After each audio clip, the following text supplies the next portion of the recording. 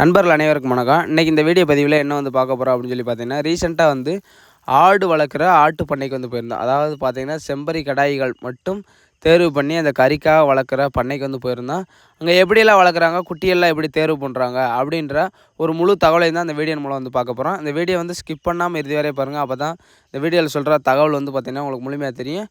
இதுவரை நம்ம சேனலை வந்து நீங்கள் சப்ஸ்கிரைப் பண்ணால் பார்த்துட்டு இருந்தீங்கன்னா மறக்காமல் சப்ஸ்கிரைப் பண்ணி வச்சுங்க. இப்போ வாங்க வீடியோக்குள்ளே போய் பார்க்கலாம்.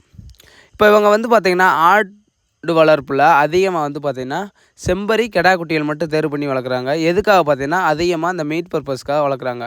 குட்டிகள் தேர்வுன்றது பார்த்திங்கன்னா ரொம்ப வந்து அவசியம். நமக்கு வந்து ஒரு 500 1000 வந்து கூடுதுனாலும் பரவாயில்ல, குட்டிகளை வந்து வாங்கையில் வந்து பார்த்திங்கன்னா நம்ம தரமான குட்டிகளை வந்து வாங்கணும். பார்த்திங்கனாலே தெரியும், எல்லாமே பார்த்திங்கன்னா பொட்டுக்குட்டி, அதுபோக பூராமே நாட்டுக்குட்டி 1 2 பார்த்திங்கன்னா மயிலமாடி குட்டிகள் வந்து இருக்குது. அந்த நாட்டுக்குட்டியில் பொட்டுக்குட்டியெல்லாம் வாங்குறது பார்த்திங்கன்னா அது வந்து அந்தந்த பிறப்பிடம், அதாவது எங்கிட்ட பார்த்திங்கன்னா இந்த எட்டயபுரம் ஏரியாவில் போய் வாங்கினாக்கா ஆட்டுக்குட்டிகள் பார்த்திங்கன்னா ரொம்ப வந்து தரமாக வந்து இருக்கும். 10 ரூபா கூட போனாலும் நல்ல குட்டியை வந்து வாங்கணும். அப்போதான் பார்த்திங்கன்னா நம்ம வளர்த்தாலும் நமக்கு வந்து ஒரு பிரயோஜனமாக வந்து இருக்கும். மெயினாக வந்து குட்டி தேர்வு. இப்போ நம்ம வளர்க்குற இடத்த பொறுத்தளவு பார்த்திங்கன்னா பறன் மேலே வளர்க்கலாம், இல்லைன்னா கீழே வளர்க்கலாம். பறன் மேலே வளர்க்குறதுல என்ன மாதிரி பிரச்சனை வரும்னு பார்த்திங்கன்னா, நம்ம ரெகுலராக வந்து பறன் மேலே இருக்குது அப்படின்னாக்கா அந்த ஆட்டுக்குட்டியின் குழம்புகள் பார்த்திங்கன்னா வளர்ச்சி அடைய பார்த்திங்கன்னா தேயாமலே அப்படியே நிற்கும்.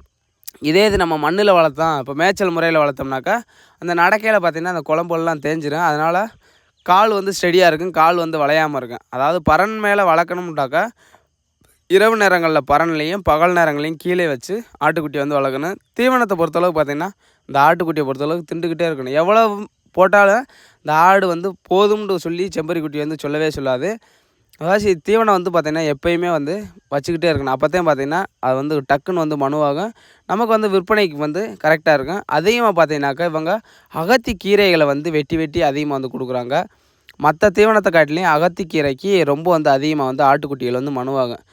அடுத்தது பார்த்திங்கனாக்கா நமக்கு இந்த பெல்லட்லாம் கொடுப்பாங்கள்ல மாட்டு தீவனம், அந்த மாட்டு தீவனத்தை கொடுக்கல வர தீவனத்தை வந்து நம்ம ஆட்டுக்குட்டிகளுக்கு முன்னாடி கொடுத்துட்டு அதுக்கு பின்னாடி பார்த்தீங்கன்னா பச்சை தண்ணியை வந்து வைக்கணும். என்றைக்குமே செம்பரி குட்டி வந்து மொத்தமாக கலந்து வச்சாலும் மேலாக இருத்துத்தையும் பார்த்திங்கன்னா தண்ணியை வந்து குடிக்கும். அதுவாசி சத்துக்கள் வந்து அதிகமாக வந்து ஆட்டுக்குட்டி வந்து எடுத்துக்கிறாது. அதுவாசி வர தீவனங்களை நம்ம ஆட்டுக்குட்டிகளுக்கு முன்னாடி கொடுத்துட்டு அதுக்கு பின்னாடி பார்த்திங்கன்னா நம்ம பச்சை தண்ணி வச்சோம்னாக்கா சராசரியாக வந்து இருக்கும். நம்ம பார்த்திங்கன்னா ஒரு 3 மாதத்துக்கு ஒரு தடவை பூச்சி மருந்து வந்து ஆட்டுக்குட்டிகளுக்கு வந்து சேர்த்துக்கிட்டே இருக்கணும். ஏன்னா பூச்சி மருந்து சேர்க்க பார்த்திங்கனாக்கா நம்ம ஆட்டுக்குட்டியினுடைய வளர்ச்சி வந்து பார்த்திங்கன்னா குயிக்காக இருக்கும். உங்களை பார்த்தாலே தெரியும், மனுவாகிறது உங்களுக்கு டக்குன்னு வந்து தெரியும்.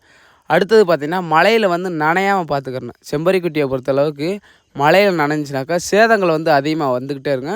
ஏன்னா மற்ற ஆடு மாடுகளுக்கு வந்துச்சுனாக்கா நம்ம ஊசி போட்டாலும் சரியாயிடும். ஆனால் செம்பரி குட்டியை பொறுத்தளவுக்கு இந்த மாதிரி வந்து கண்ட்ரோல் பண்ண முடியாது. ஒரு நாளைக்கு வந்து தலை தொங்குச்சுனாலும் நம்ம வந்து ஊசி போட்டு கண்ட்ரோல் பண்ணிடணும். ஒரு 2 நாளைக்கு விட்டோம்னாலும் அந்த காய்ச்சை வந்து கண்ட்ரோல் பண்ண முடியாது. அதிகமாக அந்த வாய்க்கானை கால்கானைன்றது வந்து நிறையா வரும்.